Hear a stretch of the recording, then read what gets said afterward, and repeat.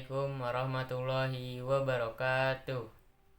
Pertama-tama, marilah kita semua panjatkan puja dan puji syukur kita hanya kepada Allah Subhanahu wa Ta'ala yang masih memberikan kita semua banyak nikmat sehat, nikmat waktu luang, nikmat iman, dan nikmat Islam. Tidak lupa tentu salawat serta salam mari kita curahkan pada junjungan kita semua, Nabi Muhammad SAW.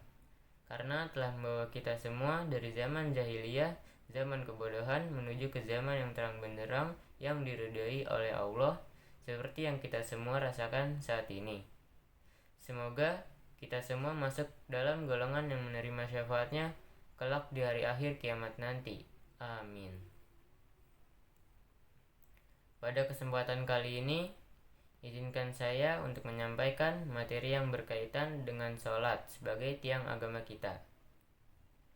Sebagai seorang muslim, kita tentu saja bahwa sholat adalah kewajiban bagi seorang mukmin.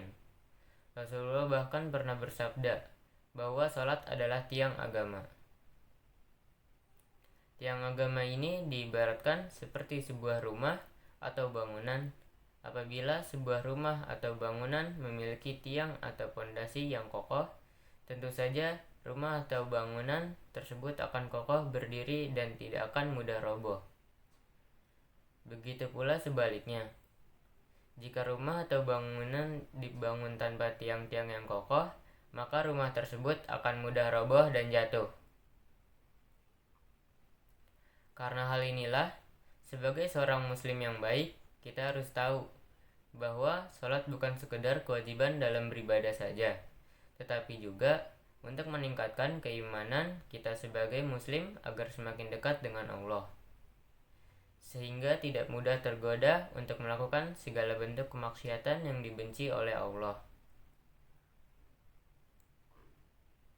Sebagai kewajiban Allah juga memberikan keringanan dan kemudahan pada hambanya untuk menunaikan sholat 5 kali dalam sehari.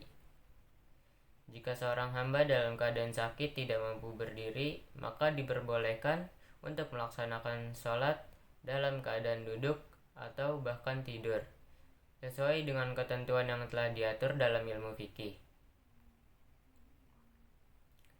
Rasulullah SAW pernah bersabda bahwa jika manusia mengetahui pahala yang didapatkan ketika melaksanakan sholat subuh dan asar, maka setiap manusia akan mendatangi dan melaksanakan kedua sholat tersebut meskipun mereka harus merangkak.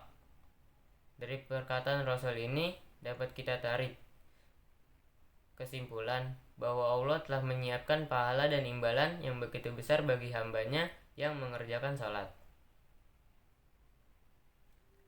Perlu kita ketahui teman-teman, bahwa sholat tidak hanya menjadi suatu kewajiban bagi seorang mukmin, akan tetapi juga sebagai bukti keimanan seseorang pada Allah.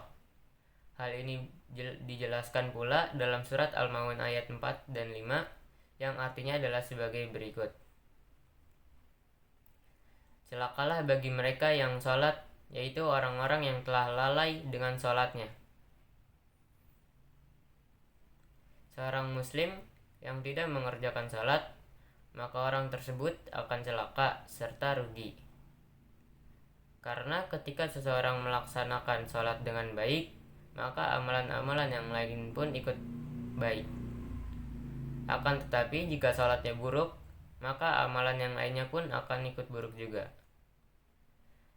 Salat sebaiknya dilaksanakan tepat waktu dan tidak ditunda-tunda serta dilakukan dengan khusyuk dan hikmat. Ketika Anda telah mendengar lantunan kumandang azan, maka segeralah mengambil air wudhu, datang ke masjid atau melaksanakan sholat di rumah. Sholat selain sebagai kewajiban juga berfungsi untuk mencegah perbuatan keji dan mungkar yang akan mendekatkan seseorang muslim pada kemaksiatan.